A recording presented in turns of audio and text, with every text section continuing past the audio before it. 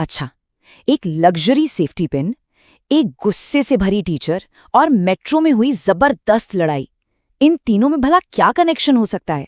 72,000 रुपए। जरा सोचिए, ये किस चीज की कीमत हो सकती है? कोई नया स्मार्टफोन या शायद कोई महंगा गैजेट? नहीं, यकीन मानिए ये कीमत है प्राडा के एक मामूली से सेफ्टी पिन की। जी हाँ, बस एक छोटा सा पिन जिस पर बस ब्रांड का नाम लिखा है और कीमत है लगभग 70,000 रुपए। अब जाहिर सी बात है, इंटरनेट पर तो इसे लेकर हंगामा मचना ही था।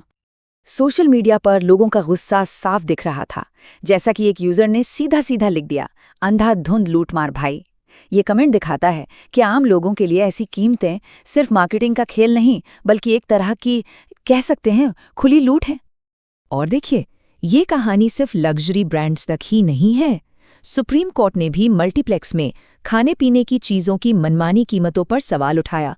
कोर्ट ने कहा कि जो कॉफी या पॉपकॉर्न बाहर सस्ते में मिलता है, वो सिनेमा हॉल के अंदर इतना महंगा क्यों है?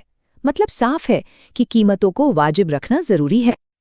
अब बात करती में एक पत्रकार ने एक महिला पुलिस अधिकारी की तस्वीर पोस्ट की। तस्वीर में उनके हाथ पर एक टैटू दिख रहा था और पत्रकार ने सवाल उठा दिया कि क्या सर्विस रूल्स में टैटू की इजाजत है? बस इसी एक पोस्ट ने एक बड़ी बहस छेड़ दी।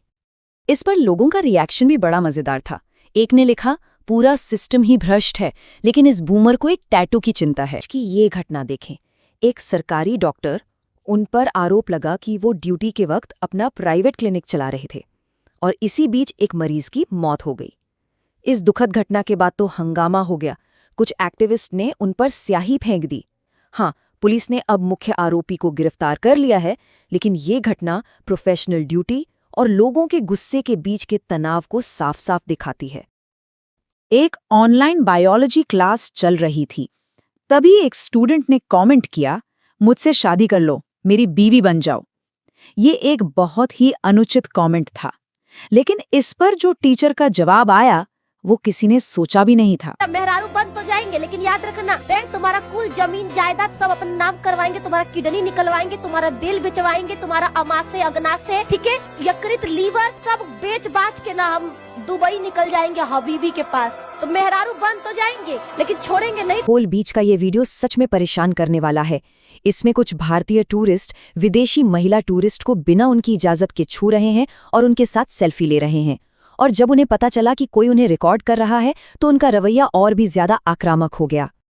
ऐसी ही एक घटना कनाडा से भी सामने आई, जहां नशे में एक शख्स ने बिना किसी वजह के एक भारतीय पर हमला कर दिया। ये वीडियो विदेशों में भारतीयों के खिलाफ बढ़ रही नफरत और हिंसा की चिंताओं को और भी गहरा कर देता है। एक और वायरल वीडियो में एक अमेरिकी आदमी ने एक यूरोपियन इन्फ्लुएंसर को टोका क्योंकि वो भारत को गलत तरीके से दिखा रही थी। जब इन्फ्लुएंसर ने सेफ्टी पर सवाल उठाया, तो उस अमेरिकी का जवाब था, We also want a photo, but we're just saying no. I don't really see very many people. I think you're maybe exaggerating. Where are the crowds? There's like 4 guys in the background. For the first time on an official rickshaw, and that is that the guy is bicycling. I'm also a little bit scared because people here have water balloons. This is one of the craziest streets I've ever been in. There are people everywhere.